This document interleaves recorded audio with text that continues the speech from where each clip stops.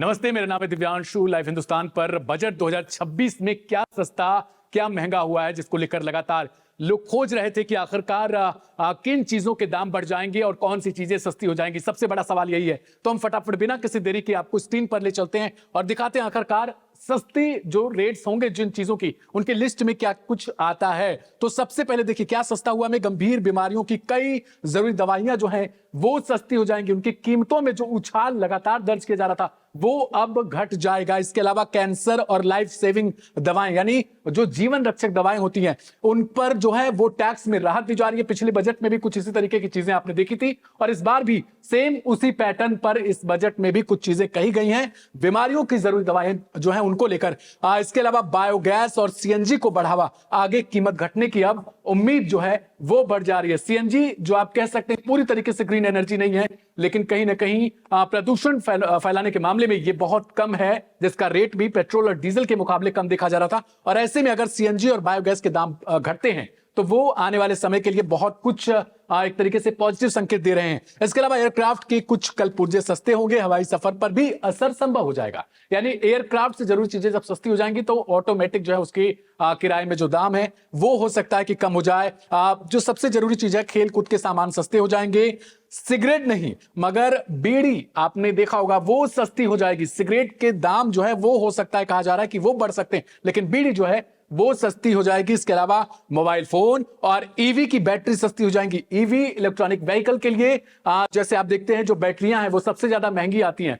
यही कारण है कि लोग ईवी की तरफ ज्यादातर नहीं जा पा रहे हैं, क्योंकि चार्जिंग स्टेशन की कमी है। दूसरी तरफ ईवी की जो बैटरियां हैं वो बहुत महंगे दामों पर मिलती हैं और ऐसे में अगर ईवी की बैटरियां सस्ती हो जाती हैं तो अपने आप में कहीं ना कहीं वो बहुत ज्यादा कारगर साबित हो सकती है। लोग ईवी व्हीकल की तरफ चल सकते हैं। कुरियर से सामान भेजना सस्ता हो जाएगा। अगर कुरियर से सामान भेजना सस्ता हो जाएगा तो ऑनलाइन जो चीजें आप करते हैं, जो भी ऑर्डर करते हैं, उस पर भी इफेक्ट पड़ेगा। यानी वहां पर भी जो दाम होते हैं वो गिर जाएंगे कुछ ना कुछ। मछली पकड़ना, ढुलाई जो है वो सस्ती हो सकती है।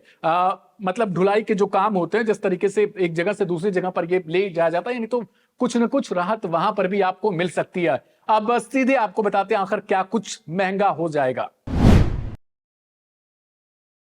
अब सवाल है कि आखिर क्या कुछ महंगा हो जाएगा। तो देखिए स्क्रीन पर आपको दिखाई दे रहा होगा, स्क्रैप पर टैक्स बढ़ जाएगा। स्क्रैप यानी वो जो कलपुर्जे की चीजें होती, टूटी फूटी चीजें, उस स्क्रैप के बारे में आप समझ सकते हो। तो उन पर जो है वो कहीं ना कहीं टैक्स बढ़ेगा, तो दाम जो है वो ऑलरेडी बढ़ जाएंगे। खनिज महंगे हुए हैं, अब जब खनिज महंगे होंगे तो बहुत सारी चीजों पर इफेक्ट पड़ सकता है। इसके अलावा शराब पर महंगाई आएगी। शराब जो है चीजें, मतलब शराब से जुड़ी हुई वो चीजें महंगी हो जाएंगी, वाइन वगैरह, या फिर जो चीजें डेली रूटीन में आप देखते हो किस तरीके से लोग उसका यूज करते हैं।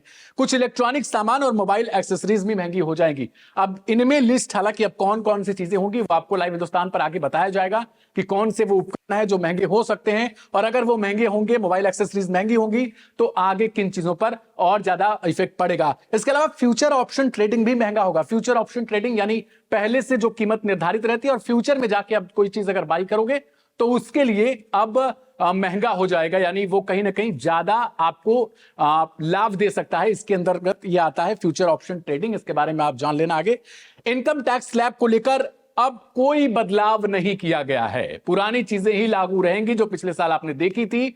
सबसे ज्यादा लोगों के लिए लोक लुभावन की चीज यही नजर आ रही थी कि क्या इसमें बदलाव किया जाएगा, क्योंकि सरकार लगातार कह रही थी कि हम रिफॉर्म वाला बजट लेकर आ रहे हैं। हर साल आपने ये शब्द सुना होगा, लेकिन रिफॉर्म के नाम पे कुछ तो ऐसा खास अभी तक नजर नहीं आया था। हालांकि अब इनकम टैक्स स्लैब में जब कोई बदलाव नहीं किया गया तो लोगों की उम्मीदें, शेयर बाजार जो है वो धड़ाम हो चुका है। अचानक से जो है वो निफ्टी और सेंसेक्स गिरते जा रहे थे। अब आगे क्या होगा कुछ वो लाइव हिंदुस्तान पर अपडेट आपको मिलता रहेगा। फिलहाल इस वीडियो में इतना ही। We will develop 7 high-speed rail corridors between cities as growth connectors, namely वित्त मंत्री निर्मला सीतारमण ने संसद में अपना 9वां केंद्रीय बजट पेश कर दिया है। बजट भाषण की शुरुआत माघ पूर्णिमा और गुरु रविदास जयंती के उल्लेख से की और कहा कि यह बजट देश के लिए शुभ अवसरों के बीच पेश किया जा रहा है। बजट भाषण के शुरुआत में ही निर्मला सीतारमण ने साफ साफ कहा कि सरकार ने हमेशा दिखावे की बजाय जनहित को सर्वोच्च प्राथमिकता दी है। हर निर्णय में आम लोगों के हितों का ध्यान रखा गया है। बजट में दिल्ली, वाराणसी समेत 7 हाई स्पीड रेल कॉरिडोर का ऐलान किया गया है। बनारस और पटना में जहाज मरम्मत सुविधा स्थापित होगी। दिल्ली वाराणसी सिलीगुड़ी में हाई स्पीड रेल कॉरिडोर बनेंगे। We will develop 7 high-speed rail corridors between cities as growth connectors, namely Mumbai to Pune, Pune to Hyderabad, Hyderabad to Bengaluru, Hyderabad to Chennai, Chennai to Bengaluru, Delhi to Varanasi, Varanasi to Siliguri.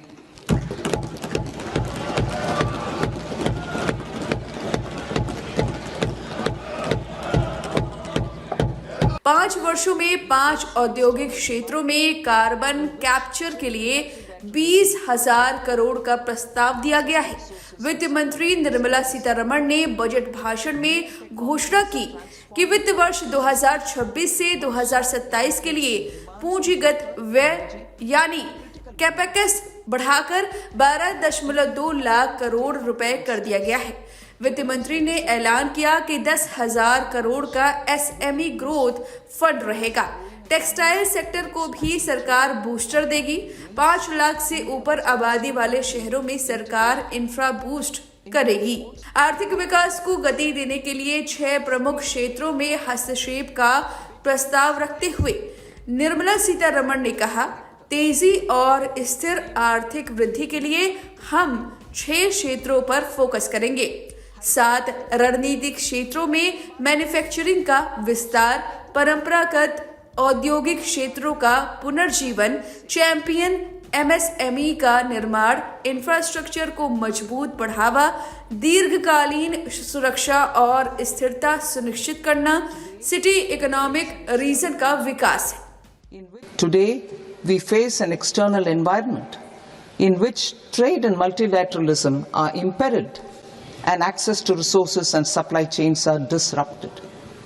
New technologies are transforming production systems while sharply increasing demands on water, energy, and critical minerals.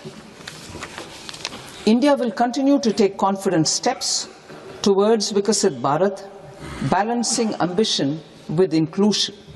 As a growing economy with expanding trade and capital needs, India must also remain deeply integrated with global markets, exporting more and attracting stable long-term investment. केंद्रीय budget 2026-2027 पेश करते हुए वित्त मंत्री निर्मला सीतारमण ने कहा कि हम इंडिया सेमीकंडक्टर मिशन 2.0 की शुरुआत करेंगे। इसके साथ ही उद्योग नेतृत्व वाले रिसर्च और ट्रेनिंग सेंटरों पर फोकस किया जाएगा ताकि तकनीक आधारित और कुशल वर्कफोर्स तैयार की जा सके। और कई बड़े ऐलान निर्मला सीतारमण ने अपने स्पीच में किए हैं। हर एक सेक्टर की खबर आपको बताएंगे। बने रहिए लाइव हिंदुस्तान के साथ। और मोदी सरकार 3.0 का ये बजट आपको कैसा लगा, कमेंट करके हमें जरूर बताएं। As growth connectors, namely Mumbai to Pune, Pune to Hyderabad, Hyderabad to Bengaluru, Hyderabad to Chennai, Chennai to Bengaluru, Delhi to Varanasi, Varanasi to Siliguri.